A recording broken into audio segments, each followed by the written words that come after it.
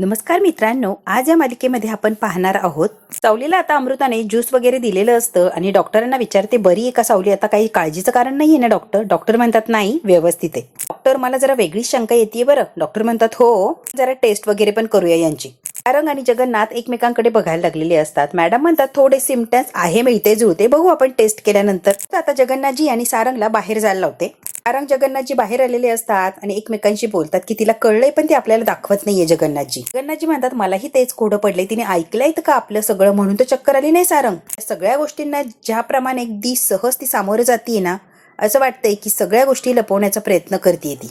तुझे शब्द तिच्या कानावर पडले नाही असंही होऊ शकतंय. जगन्नाथजी खूप समजूतदार आहे ती. आपल्याला काही त्रास व्हायला नको, आपल्याला वाईट वाटायला नको म्हणून ती दाखवणार सुद्धा नाही. मनातली भावना चेहऱ्यावर न दाखवण्याची कला आहे तिच्यामध्ये.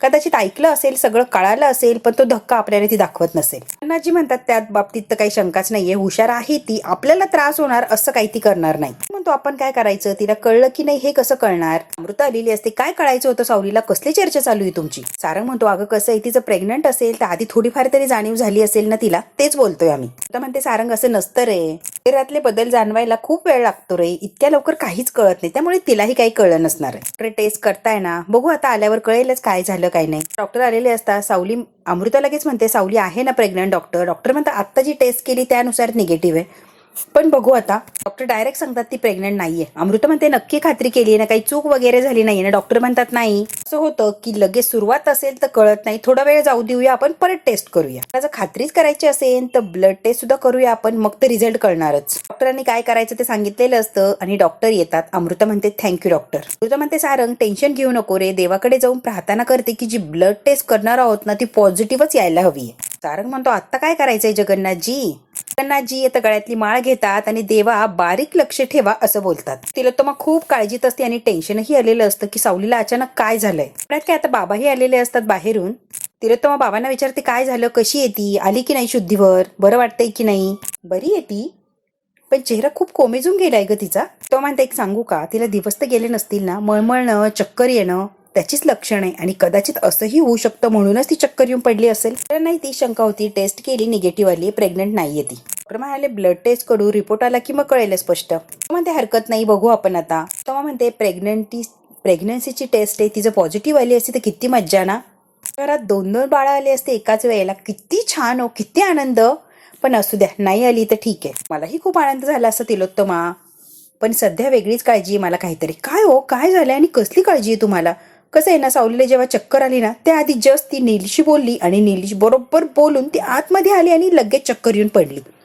नीलमध्ये आणि सावलीमध्ये असं काय बोलणं झालं असेल की ती घरात आली की लगेच चक्कर आली. ती कोणाशीच बोलत नाही आणि त्याच्या मनात काय हे जाणून घ्यायला हवंय की नाही. तिलोत्तमा म्हणते एक मिनिट हा, तुमच्या मनात काय चाललंय ना जरा नीट सांगता का, तुमच्या बोलण्याचा अर्थ लागलेला नाहीये मला. सानिकाचं श्राद्ध होतं, त्याला नील गेला होता, त्याला कोणाला सांगितलं नाही, डायरेक्ट तो गेला. सानिकाचं आणि त्याचं नातं काय होतं आपल्या सगळ्यांनाच माहितीये. त्याला जाऊन इतकी वर्ष झाली तरी मग तिच्या श्राद्धाला यांनी जाणं जरा विचित्र वाटतंय का. एवढ्या वर्षाने अचानक कसं ग तिलोत्तमा. तिलोत्तमा म्हणते एकटा पडलाय ना तो, म्हणून असं कदाचित होऊ शकतं. एकटं वाटतं म्हणून जगन्नाथच्या घरी श्राद्धाला गेला असेल, एकटा पडला असेल. ऐश्वर्या कुठे आता इथे, म्हणून गेला असेल. म्हणतात एकटा पडलाय हे तर निश्चितच आहे. तो म्हणते तुम्हाला पटलं तर बघा, एक काम करायचं का आपण, ऐश्वर्याला फोन करून बोलायचं का आपण. तो म्हणते झाल्या प्रकाराबद्दल तिला जर वाईट वाटत असेल, तिला गिल्टी फील होत असेल, सुधारण्याचा प्रयत्न करत असेल तर काय हरकत तिने परत आली तर. म्हणजे बघा तुम्हाला काय वाटतंय, जर परत यायचं असेल, पश्चाताप होत असेल तर येऊ दे की घरी, तिला बोलूया आपण घरी. आता लांब राहिली, तिला कदाचित पश्चाताप झाला असेल, चुकीची जाणीव झाली असेल. म्हणते नीलला बरं वाटेल ना, आपली सून आहे ना ती. बाबा म्हणतात तिलोत्तमा तू कमाल करतेस हा, तिला बरं वाटेल म्हणून ऐश्वर्याला फोन करायला लावतीस का तिलोत्तमा. ही स्टेटमेंट तू ताराला का देत नाहीयेस. ही संधी दे की ताराला. अहो काय बोलताय, ऐश्वर्या आणि ताराची तुलना करू नका तुम्ही, ताराची गोष्ट वेगळी आहे. खोटारडी मुलगी आहे. आधी ही खोटंच बोलत होती आणि आताही ती खोटंच बोलती आणि इथून पुढेही ती खोटंच बोलणार आहे. बरंच तसं नाही, या परिस्थितीच्या ओघामध्ये वाहवत गेली आणि म्हणून तिने चुका केल्या. तो म्हणत असते की ऐश्वर्याला एक संधी देऊन बघूया ना प्लीज. पण ताराला संधी द्यायची नाही आणि ऐश्वर्याला संधी द्यायची. तिला तर माझं बोलणं वागणं बाबांना अजिबात पटत नसतं. तो म्हणते तिची बाजू काय ऐकून घेऊया, फोन तर लावूया ना आपण. तिला तर मग खूप त्रास देत असते बाबांना की फोन लावा फोन लावा. शेवटी बाबा आता फोन लावतात ऐश्वर्याला. फोन लावलेला असतो, ऐश्वर्या फोन उचलत नाही. बाबा म्हणतात अगं ती उचलत नाहीये फोन. तो म्हणते ठीक आहे आपण पॉझिटिव्ह राहूया, नीलसाठी आपण सगळं काही करूया. आता जगन्नाथ आणि सारंग हळूहळू बोलत असतात. आता काय रिझल्ट येणार किंवा सावलीचं काय रिॲक्शन असेल याचं त्यांना टेन्शन आलेलं असतं. नाजी म्हणतं मला सगळं कळतंय रे सारंग, मुलगी माझी आहे सारंग, ती माहितीये मला. आपल्या माणसांना त्रास होऊ नये यासाठी ती सगळं काही स्वतःच्या मनात ठेवणार आणि आपल्या तोंडावर अगदी हसून छान अशी राहणार. मला दुःख झालंय किंवा मला सगळं कळालंय असं ती सांगणारच नाही, मला गॅरंटी आहे सावलीची. म्हणतो तिला जर कळालं असेल, तिने जर काही ऐकलं असेल ना, सध्या तिच्या मनामध्ये खूप साऱ्या गोष्टी चालल्या असतील, खूप गोंधळ उडाला असेल, खूप प्रश्न असतील, काय करू काय नाही अशी अवस्था असेल बिचारीची. मानसिकता इतका त्रास होत असणारे जगन्नाथजी पण दाखवत नाहीये बघा की. म्हणतो जर तिने ऐकले नसेल तर उगाच तिच्याशी बोलून कशाला दुःखात लोटायचंय तिला, जोपर्यंत कळत नाही तोपर्यंत नाही कळत आहे. जगन्नाथजी म्हणतात तरी सुद्धा विषय काढायला लागणार आहे सारंग, किती दिवस टाळायचे, कधीतरी तिला कळावं असं मला वाटतंय. काढायचं तिला बोलतं करायचं, ऐकलं असेल तर मनातल्या मनात खुडणार ती, एकदाच मन मोकळं करू दे तिला, जे होईल ते होईल. कळतंय का सारंग? समजा तिने ऐकलं असेल आणि आपण आई होऊ शकणार नाही या गोष्टीचा किती त्रास होत असेल याचा अंदाज तरी तुला आहे का? त्यापेक्षा तिच्याशी बोल, प्रयत्न कर, तिच्या मनात काय काय नाही, ऐकलं की नाही ऐकलं. जर ऐकलं असेल तर तिला सावर आधार दे. कळतंय का? ती एकटीच कोडण्यापेक्षा तू आधार दे की. आता जगन्नाथजी म्हणतात ते सारंगला कुठेतरी पटलेलं असतं. सारंग म्हणतो जगन्नाथजी मन जपण्यासाठी खोटं जर बोलायला लागत असेल तर मी खोटं सुद्धा बोलायला तयार आहे. तो मी तिच्याशी बघतो काय म्हणती काय नाही. जगन्नाथजी आधार देतात सारंगला. जगन्नाथजी आता गेलेले असतात. सारंग एकटा देवाच्या समोर उभा असतो, कारण सारंगच्या मनात सुद्धा खूप सारे प्रश्न असतात. त्यात महत्वाचं सावलीच्या समोर जायचं, त्यासाठी खूप हिंमत लागणार आहे. ती हिंमत तो देवाकडे मागत असतो किंवा रिक्वेस्ट करत असतो की सगळं काही छान असंच होऊ दे तिच्या बाबतीत. आता सावली किचन मध्ये आलेली असते अमृताला मदत करायला आणि त्यांच्यात गप्पा चाललेल्या असतात. सावली आता काम करत असते आणि अमृताला म्हणते वहिनी आपलं मन कसं खेळवतं बघा की. पहिली टेस्ट निगेटिव्ह आली आहे, आता दुसऱ्या टेस्टची वाट बघतीये. त्यांनी निगेटिव्ह आली तेव्हा मन असं खट्टू झालं, आता काहीच उरलं नाही. आता परत दुसरी टेस्ट म्हटल्यावर लगेच मी पॉझिटिव्ह झाले की आता काहीतरी छान अशी बातमी कळेल. तर म्हणते सावली देवाकडे साकडं घातलंय, टेस्ट ही पॉझिटिव्हच यायला हवी आणि विठुराय आहे आपला, टेस्ट बघ पॉझिटिव्हच येणार, सगळं छान होणार आहे सावली, तू अजिबात काळजी करू नको बरं. सारंग आलेलं असतो सावलीशी बोलायला आणि आल्यावर पहिले म्हणतो काय ग बहिणी, सुद्धा हसते आणि सारंगची गंमत करते. काय चाललंय ग? बघ चाललाय सारंग, दिसत नाहीये का तुला? बघ करताय होय, म्हटलं गप्पा मारताय. सावली सारंगकडे लक्षच देत नाही. नको थोडी मदत? सारंग म्हणतो जेवायचंय की उपाशी राहायचंय? नको रे बाबा, करतो आम्ही, फक्त खायचं काम कर रे. हो ते तर मी करणारच आहे. बहिणी तुला काय वाटतंय ग, तुम्हाला मुलगा हवाय की मुलगी हवी आहे? तर म्हणते तुला खरं सांगू का, मला तर मुलगीच हवी आहे. मुलगी नाही ग, मुलगा हवाय. होऊ दे ग तुम्हाला, का पण रे मुलगी नको का? त्या सावलीला मुलगी हवी आहे, मग त्याला बहीण नको का खेळायला? मग तुला मुलगा आणि हिला मुलगी. सावली आता सारंगकडे बघते. राजकुमार दादा या घरातला मोठा मुलगा आहे, त्याला होऊ दे की मुलगा. मी छोटा आहे तर मला मुलगी. तू तर म्हणते आमच्यावर कशाला जबाबदारी, तुम्हाला होऊ दे की मुलगा, आम्हाला हवी गोडशी मुलगी. हल्ली मुलगा किंवा मुलगी काहीच फरक नाहीये, काहीही होऊ दे, सगळं सेम आहे बाबा, काहीच फरक नाही पडत मुलगा की मुलगी. यांच्या चर्चेमध्ये सहभागी नसते, तिचं काहीतरी चाललेलं असतं, बनवायचं काम ती बनवत असते. लक्षच नसते यांचं काय चाललंय, मुद्दाम ती त्यांच्याकडे लक्षच देत नसते. पडतो का बहिणी, असं कसं म्हणतीये तू? जबाबदाऱ्या असतात, मुलगी लग्न झाली की दुसऱ्याच्या घरी जाते, टेन्शन नाही. सारंग या सावलीशी खूप बोलण्याचा प्रयत्न करतो, पण सारंगच्या एकाही प्रश्नाचं उत्तर ही सावली देत नसते, त्याला इग्नोर करत असते. ती म्हणते मुलगा किंवा मुलगी हे विचार करण्यापेक्षा होईल तेव्हा बघू की, आत्ताच कशाला चर्चा करत बसायची त्याच्यावर, होईल तेव्हा बघूया. सारंग म्हणतो चर्चा करायला काय हरकत आहे ग, करू दे की आम्हाला चर्चा करू शकतोय ना. सावली म्हणते चर्चा करून काय फायदा आहे, येतील तेव्हा बघू की आपण. आता असं बोलते आणि बहिणी हे झालंय म्हणून गॅस बंद करून सावली तिथून निघून जाते. अमृता म्हणते उगाच टेन्शन घेती ही पोरगी. अमृता समोर हसतो, पण त्यालाही टेन्शन आलेलं असतं. आता बाबा आणि तिलोत्तमा बेडरूम मध्येच असतात. बाबांना तिलोत्तमा म्हणते बरं वाटतंय का तुम्हाला, तब्येत कशी आहे आता? म्हणतात तिलोत्तमा हे पथ्याचं खाणं, सूप, उकडलेल्या भाज्या हे सगळं बसा, खूप दिवस झाले आणि खूप सगळं पाळलंय मी, आता मला नॉर्मल जेवण जेवायचे, मला नको हे पथ्य पाणी, कंटाळा आणि तोंडाची चव गेली माझ्या, चमचमीत काहीतरी खायचंय मला, मला नकोय आता हे बेचव अन्न. म्हणते प्लीज नाहीये कसं खाणार ग. आता बाबांना समजून सांगण्याचा प्रयत्न करत असते. पुढ्यात काय ऐश्वर्याने मेसेज केलेला असतो बाबांच्या फोनवर. अगं ऐश्वर्याचा मेसेज तिलोत्तमा काय म्हणतीये सांगा तरी. ऐश्वर्याने मेसेज केलाय ती आणि नील डिवोर्स घेताय. तो म्हणते काय, बाबा म्हणतात हो. वाचावं काहीतरी चुकलं असेल तुमचं, शक्य आहे डिवोर्स वगैरे. परत वाचतात मी आणि नील डिवोर्स घेत आहोत. आता मात्र तिलोत्तमाला टेन्शन आलेलं असतं. मग म्हणते अच्छा आपल्या नीलला हे सगळं कळलंय डिवोर्स वगैरे, म्हणून असं विचित्र वागतोय, अगदी तुटक तुटक राहतोय. कदाचित त्याला डिवोर्स घेतलाय हे सहनच होत नसेल, त्रास होत असणारे त्याला. त्रास होतोय ठीक आहे, पण एवढी मोठी गोष्ट आपल्यापासून लपवायला नको होती, हे कळतंय का तुला तिलोत्तमा? शब्दाने सुद्धा बोलला नाहीये तो. तिलोत्तमा बरं आहे तुमचं, पण त्यालाही वाईट वाटलं ना म्हणून नसेल सांगितलं. मेसेजवर नाही ना कळणार किंवा काही करू शकत नाही ना. ते बास आता मला अडवू नका, आता आपल्याला मध्ये पडायलाच पाहिजे आणि मी मध्ये पडणार, मध्ये बोलणार आहे मी. म्हणतात हो बोल. तिलोत्तमा म्हणते हो मी बोलणारच आहे त्याच्याशी, काय असेल ते स्पष्ट होऊनच जाऊ द्या. माझं घर इतक्या सहजशी तुटू देणार नाही, आपण बोलूया, काहीतरी मार्ग नक्कीच काढूया. बाबांनाही टेन्शन आलेचं, डिवोर्स म्हणजे खूप मोठी गोष्ट आहे. बाबा म्हणतात हो तिलोत्तमा नक्की प्रयत्न करतो. तिलोत्तमा आता देवाला हात जोडते, सगळं काही व्यवस्थित होते. आता सारंग सावलीशी बोलण्याचा प्रयत्न करत असतो, तिने बोलावं यासाठी तो काही ना काहीतरी करत असतो. आता सावली आरशासमोर केस सुकवत असते, सारंग येतो आणि पटकन तिला उचलतो, असं वर घेतो. सावली जोऱ्यात अशी ओरडते, सारंग सर खाली सोडा, मला काय करताय तुम्ही? त्याला मारते. आता काय करताय, काही कळतंय का तुम्हाला?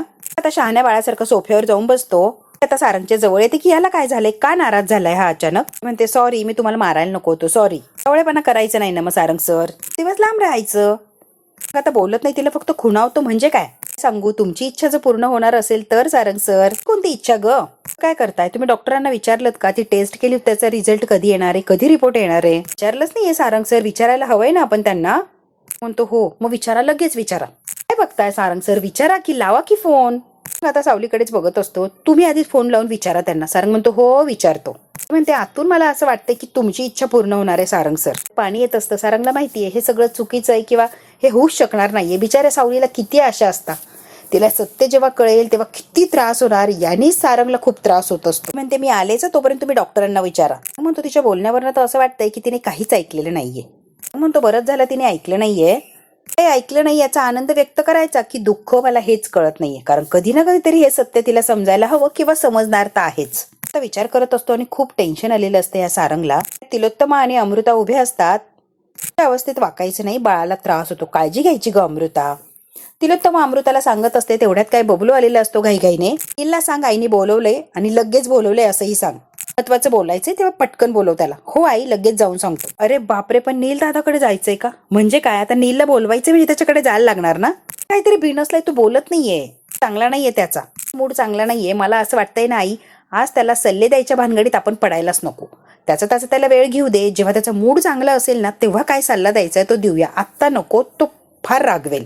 तो मग म्हणते बबलू सांगितलंय तेवढं कर आणि त्याला लगेच बोलवून आण इथे.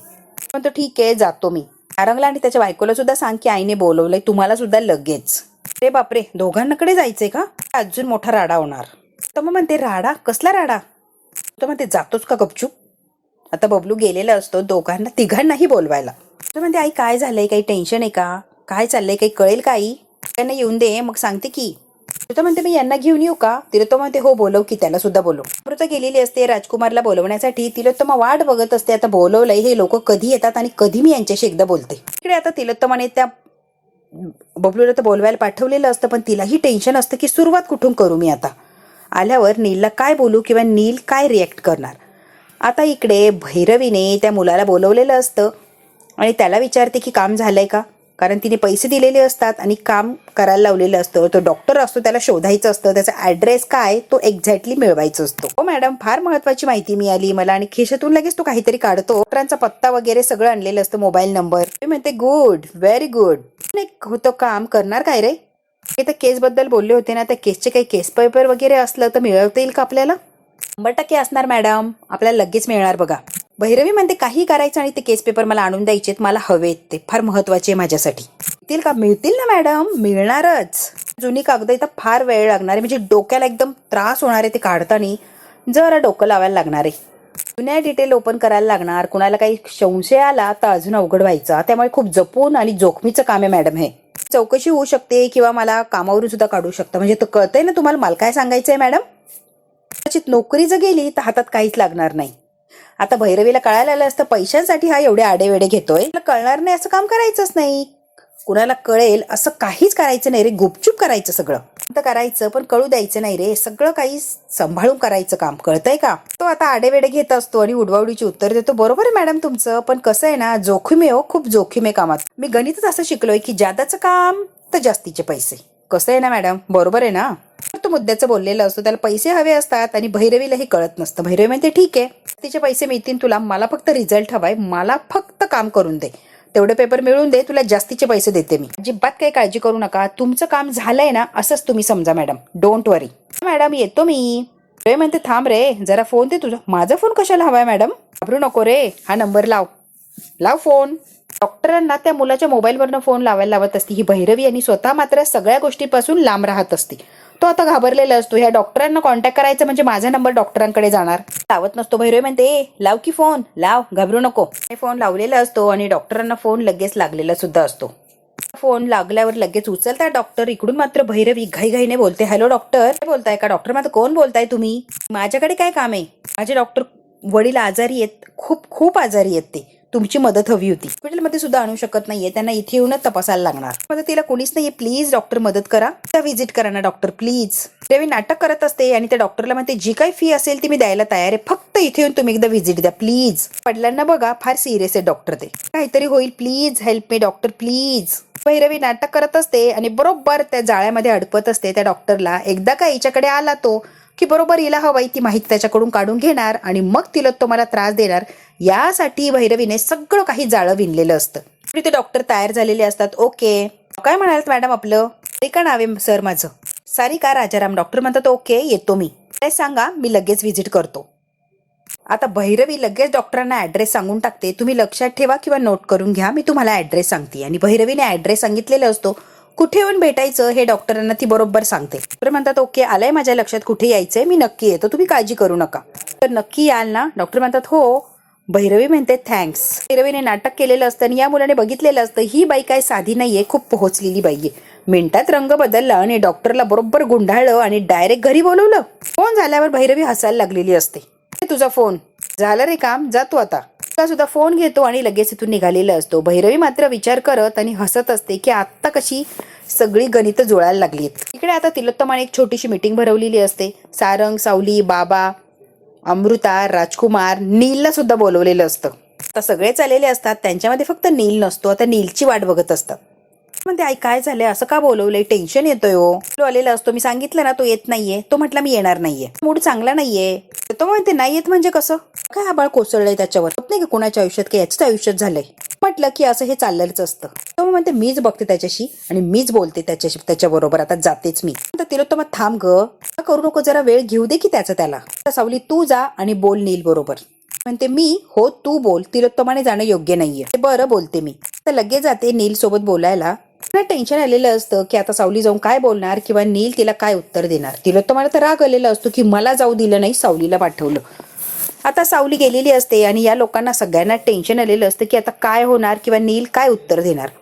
बघू आता सावली जेव्हा नीलकडे जाणार, नीलशी बोलण्याचा प्रयत्न करणार, तेव्हा नील काय आणि कसं तिला उत्तर देणार, काय रिॲक्ट होणार.